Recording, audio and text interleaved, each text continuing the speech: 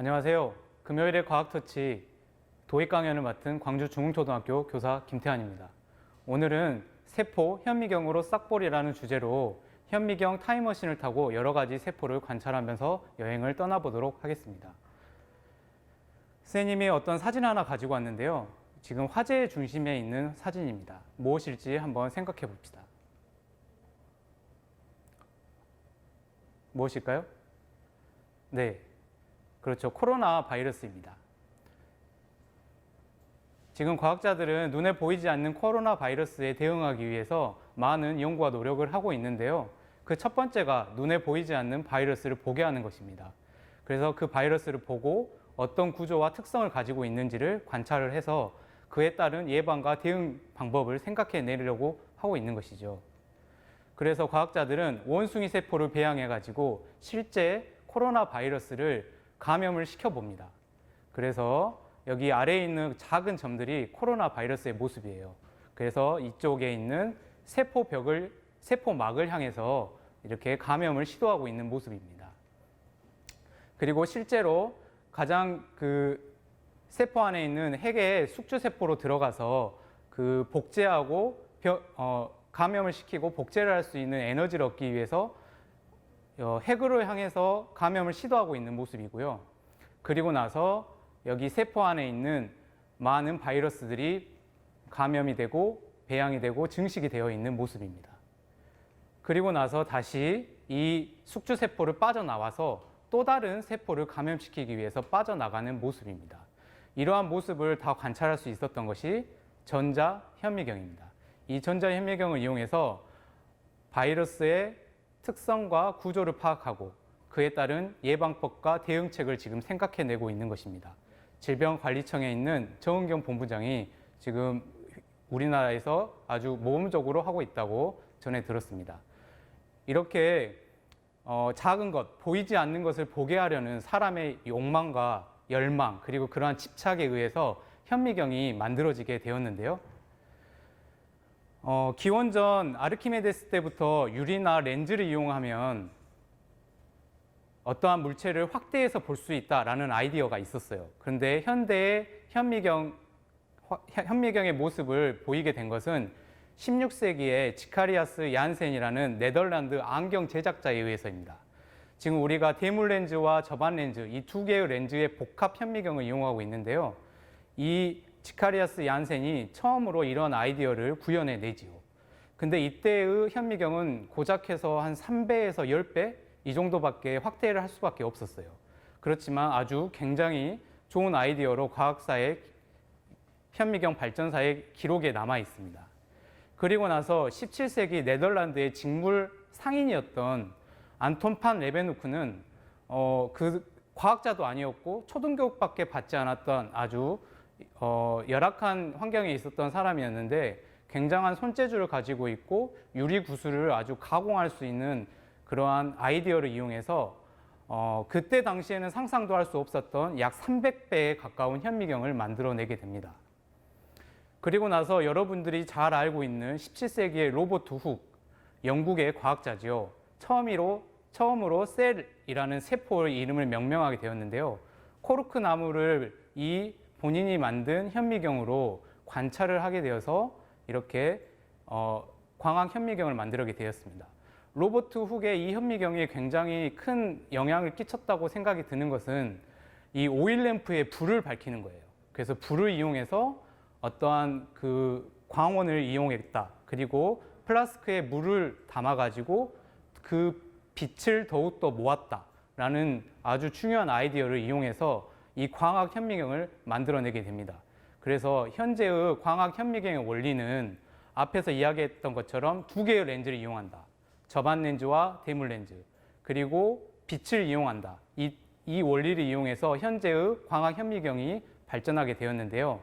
19세기에 에른스트 아베 독일 과학자는 이 렌즈를 더욱더 가공을 해가지고 더욱더 확대를 잘할 수 있게끔 그리고 빛을 더욱더 잘 모을 수 있게끔 이 기술을 연마하고 발명을 시켜서 짜이츠와 함께 같이 현미경을 만들어냅니다. 이 현미경이 지금 우리가 사용하고 있는 광학 현미경이 되겠습니다. 이 광학 현미경의 종류에는 실제로 실체 현미경과 생물 현미경 이렇게 두 가지로 나누어지게 되는데요. 실체 현미경은 빛을 쏴요. 쏴가지고 반사한 다음에 거기에 있는 시료를 확대하는 형태. 그 다음에 생물 현미경은 빛을 쏴가지고 어떠한 단면을 빛을 통과하면서 물체를 확대하는 형태가 되겠습니다.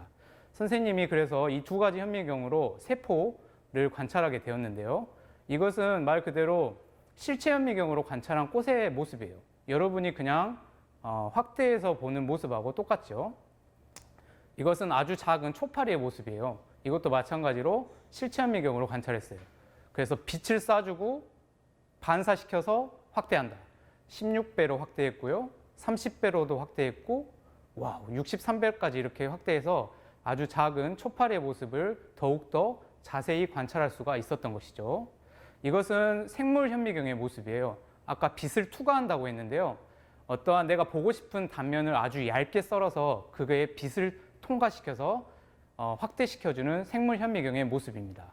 보통 이렇게 만듭니다. 그래서 선생님이 이것을 이용해서 핵함을 관찰을 해봤는데요. 핵함은 이렇게 긴 머리카락 모양이구나. 그 다음에 세포벽으로 막아져 있구나. 그리고 그 안에 염록체가 있구나 라는 사실을 발견하게 되죠. 이렇게 어떤 보이지 않는 것들을 보게끔 하게 해주는 것이 현미경이죠. 이것은 자주달개비의 잎의 모습이에요. 자주달개비도 식물세포니까 벽으로 막아져 있구나. 그리고 그 중간중간에 빨간색으로 선생님이 염색을 했는데 그 점들이 아주 중요한 유전 정보를 가지고 있는 핵의 모습이고요.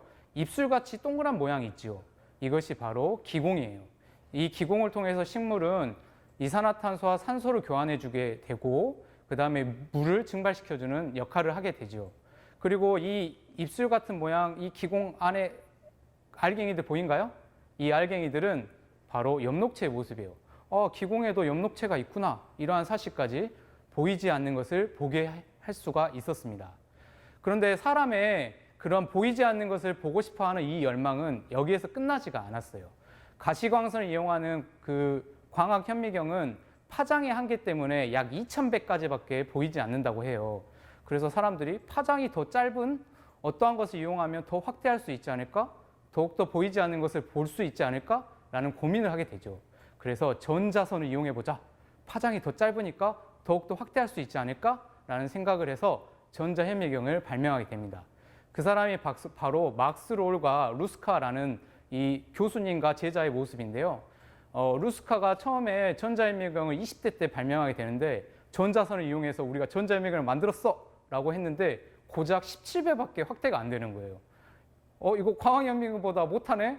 이거 어디 가서 말도 못하겠다! 라고 고민을 하다가 이 사람이 평생에 거쳐서 성능을 개량하고 발명하고 보완해서 거의 100만 배 가까운 전자현미경 확대할 수 있는 장치를 마련하게 되죠. 그래서 이분은 나중에 80세에 노벨 물리학상을 받으면서 그 헌신과 노력을 인정받게 됩니다.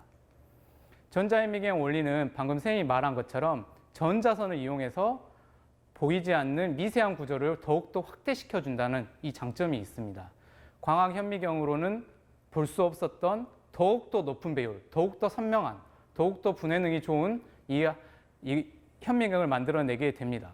그래서 20세기 초에 이 전자현미경이 획기적으로 발전을 하게 되었고 이 분해능이라는 것이 아주 중요한 개념이 되는데 더욱더 확대를 하는 것을 선명하게 잘 보이게 해주는 과학적 용어예요. 똑같은 두 점이 있는데 그 똑같은 두 점이 구별해낼 수 있는 능력이에요. 가장 오른쪽에 있는 것은 구별을 잘 못하는 거죠. 두 점이지만 한 점으로 인식하지요. 하지만 가장 왼쪽에 있는 것은 두 점을 똑바로 두 점으로 인식하는 거예요. 이런 것처럼 전자현미경은 분해능이 굉장히 우수해서 아주 작은 것도 더욱더 확대해서 볼 수 있다. 이 정도로 알고 있으면 되겠습니다. 그래서 전자현미경의 종류는 크게 두 가지로 나눠요. 아까 광학현미경에서 말했던 반사형 그리고 투과형으로 나눠집니다. 반사형은 주사 전자현미경이라 하고요. 그 다음에 투과형은 투과 전자현미경이라고 이렇게 두 가지로 나눠져요. 그러면 두 가지를 한번 비교해 볼까요? 아까 가시광선을 이용한다는 광학현미경은 실체현미경, 생물현미경으로 나누어졌고요. 그 다음에 이용하는 현미경은 샘과 템이라고 이렇게 나누어져 있었습니다. 쌤이 말했던 것처럼 실체 현미경과 샘은 반사형이고 그 다음에 생물 현미경과 템은 투과형입니다. 그래서 지금 선생님이 눈으로 볼 수 있는 것과 그 다음에 광학 현미경으로 볼 수 있는 것과 그리고 전자 현미경으로 볼 수 있는 것을 구별했는데요. 약 1mm 내에는 사람의 눈으로 볼 수 있어요. 그리고 1마이크로미터, 박테리아까지는 광학 현미경으로 관찰할 수가 있는 영역이고요. 그리고 지금 우리가 코로나 바이러스라 해가지고 바이러스는 광학 현미경으로는 보이지 않았던 거죠. 그래서 전자 현미경으로 관찰할 수 있는 분야입니다. 그래서 이 전자 현미경까지 우리 사람이 발명해냄으로써 이 보이지 않는 것을 보게 한다. 그리고 나서 그 미시의 세계를 더욱더 관찰해낼 수 있다. 그래서 바이러스, 분자, 원자 이런 미시 생물학이 엄청나게 발전을 하게 되었던 것이죠. 선생님이 창의융합교육원에 실제로 주사 전자현미경이 있습니다. 그래서 선생님이 여러 선생님들과 함께 동아리로 주사 전자현미경을 사용하고 관찰하고 연구하고 있는데요. 그거에 대해서 선생님이 좀 설명을 해주도록 하겠습니다. 주사 전자현미경은 아까 말한 것처럼 전자선을 이용한다 했잖아요. 그래서 전자총을 쏴주는 거예요. 시료에다가 전자총을 쏴주면 거기에 반사되는 2차 전자가 이 검출기를 통해서 모니터에 보여주는 형태입니다. 그래서 이 2차 전자를 이용하기 때문에 아까 말했던 것처럼 분해능, 해상력이 굉장히 우수합니다. 그리고 입체적인 것을 더욱더 관찰을 잘할 수 있다는 장점이 있게 됩니다. 그래서 이렇게 되고요.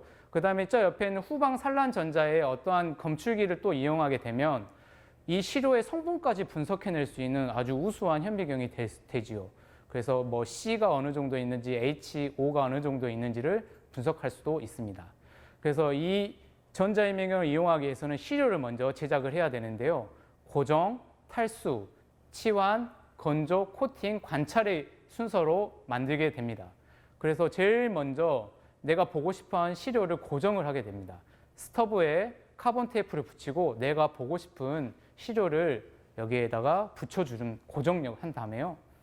그 다음에 이제 건조를 해야겠죠. 왜냐하면 보통 식물세포나 동물세포는 모두 다 수분을 가지고 있습니다. 근데 이 수분이 이 진공 상태 안에 전자현미경 안에 들어가면 이 해상력을 흐리게 할 수 있다. 그렇기 때문에 건조를 해주게 되죠. 주로 동결 건조나 자연 건조의 역할을 해서 이러한 건조의 과정을 거치고요. 그 다음에 그 시료 표면을 코팅을 해줘요. 그래서 전자가 반사를 하려면 이 도체가 되어야 되는데 실제로 동물세포와 식물세포는 부도체잖아요. 그래서 코팅을 해주고 시료를 보호해주는 역할의 코팅 과정을 거친 다음에 관찰을 하게 됩니다. 자, 이제 만든 이 스터브, 그 전자현미경에 내가 관찰하고 싶은 시료를 넣고 전자현미경 안에 넣겠습니다. 그리고 나서 이 전자총을 조준하죠.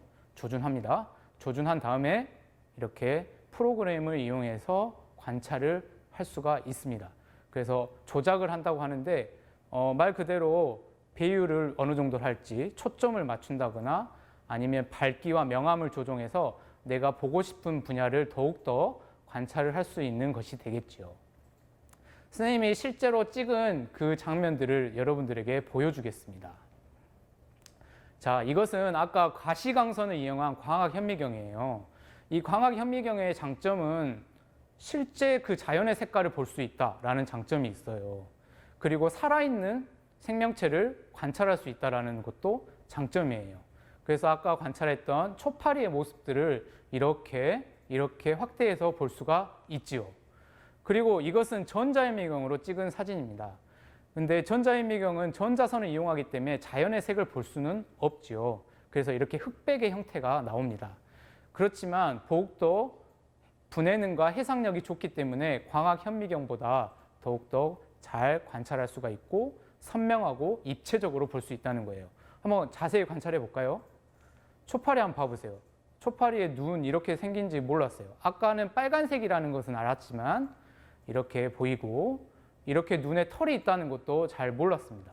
하지만 전자현미경으로 본다면 이렇게 미세한 털이 있어서 초파리에게 물이 묻는다면 이 털이 그 물을 튕겨내주는 거예요. 보호해 주는구나.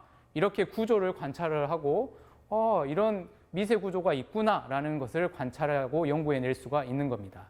여기는 초파리 다리의 털이고요. 여긴 옆에 있는 그 미세한 털까지 이렇게 다 볼 수가 있습니다. 그리고 초파리의 날개도 이렇게 관찰을 해봤고요. 자, 이것은 고사리입니다. 고사리는 포자가 있죠? 이렇게 동글동글하게 보이는 것이 포자의 모습이에요. 이건 식물이잖아요. 그래서 더 들어가 볼게요. 더 관찰을 해보면 여기에 기공이 보이는데 기공 보일까요? 기공 보이나요? 아까 입술 형태의 모양이에요. 여기 이쪽 부분이 기공까지도 이렇게 있구나. 아, 고사리도 기공을 가지고 있구나. 이러한 미세 구조를 관찰해낼 수가 있죠. 자, 이것은 무궁화의 꽃가루입니다. 선생님이 무궁화 꽃의 꽃가루를 채취해가지고 전자현미경으로 촬영해봤어요. 그랬더니 이런 돌기가 있는 거예요. 그래서 이 꽃가루는 번식을 해야 하기 때문에 이런 돌기를 이용해서 어디에 잘 묻혀가지고 번식을 하는구나 라는 것을 알 수가 있는 거죠. 선생님이 이것만 이렇게 자연의 색깔을 볼 수 없기 때문에 이렇게 색깔도 한번 입혀보는 연구도 한번 해봤고요. 어때요? 신기하죠? 네. 자, 이것은 소나무 꽃가루예요. 우리가 송진가루가 날린다 해서 노란색 가루가 날리는 거 본 적이 있죠? 이 소나무의 꽃가루는 이렇게 생겼어요. 실제 노란색이고. 그런데 여기 양쪽에 보면 공기주머니가 가득 차 있는 거야. 그래서 여기 안에 공기주머니가 가득 차 있어서 바람에 잘 날아가겠구나, 이런 구조였구나 라는 것을 알 수가 있어요. 그래서 이 소나무 꽃가루는 바람에 날려서 이렇게 번식을 하는 나무였지라는 것을 발견을 해낼 수가 있었던 거죠. 선생님 색깔도 한번 또 입혀봤고요. 자, 이것은 뭐죠? 백합이에요. 백합의 이 노란색 꽃가루를 선생님이 봤더니 이렇게 여러 개가 겹쳐 있는 모습이고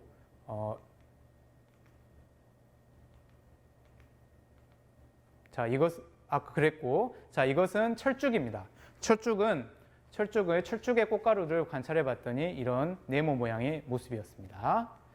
그리고 이건 구졸초예요. 구졸초의 꽃가루는 어떤 모습으로 되어 있을까요? 봐볼까요? 마찬가지로 이렇게 돌기가 있구나. 그러면 어떻겠습니까? 어디에 잘 붙겠죠.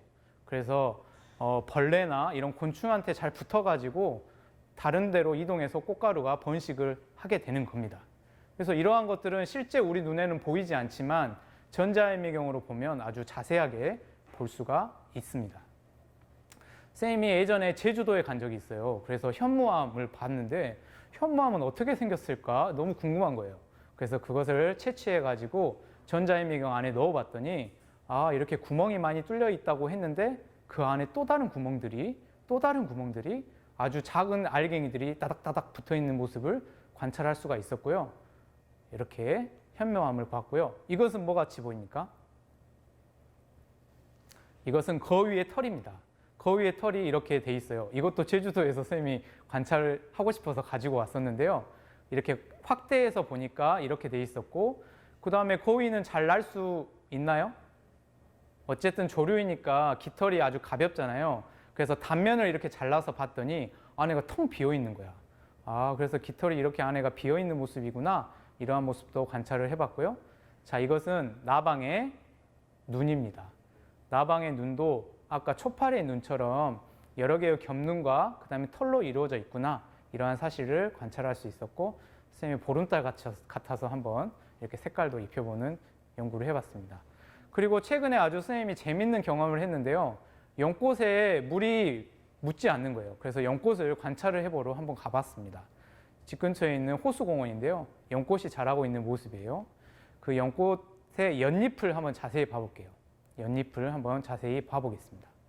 이 연잎이 이렇게 널찍하게 펴져 있는데 선생님이 비 오는 날 한번 가봤어요.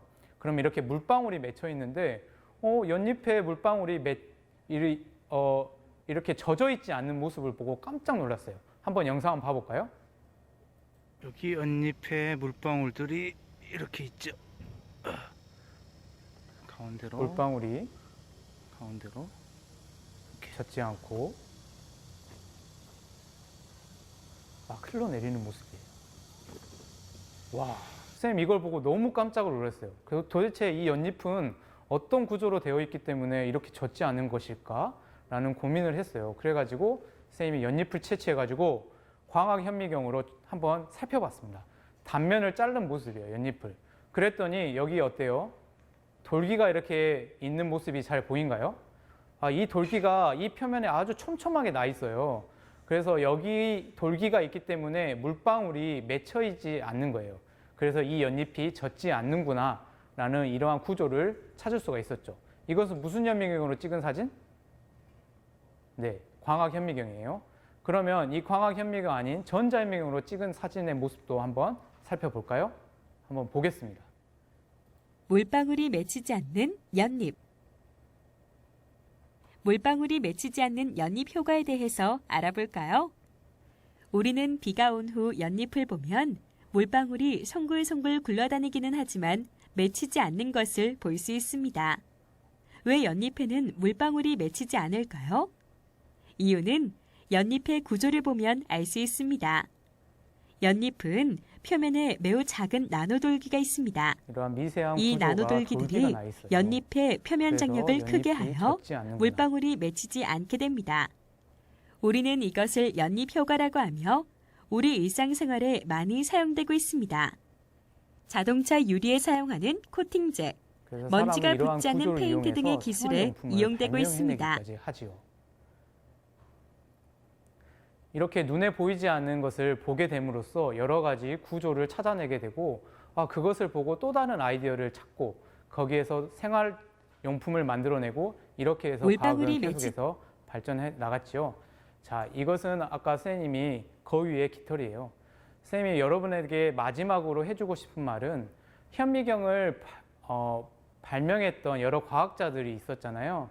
그것은 모두 다 눈에 보이지 않는 것을 보겠다는 그 열망과 노력과 헌신에 의해서 광학 현미경, 전자 현미경, 그리고 지금은 더 많은 훌륭한 더 좋은 현미경들이 만들어지고 있다고 합니다. 그래서 이렇게 수많은 노력으로 만들어진 것처럼 여러분들도 이런 과학에 대한 관심과 노력, 아니면 어떤 한 분야에 대한 끊임없는 노력과 이런 헌신과 열망을 가지고 노력한다면 이렇게 비행기가 비상하는 것처럼 멋지게 여러분들도 성장할 수 있을 거라고 믿습니다. 오늘 선생님과 함께 현미경 타임머신을 타고 여러 현미경과 세포에 대해서 알아보았는데요. 모두 유익한 시간이었나요? 네. 이상으로 도입 강연을 마치도록 하겠습니다.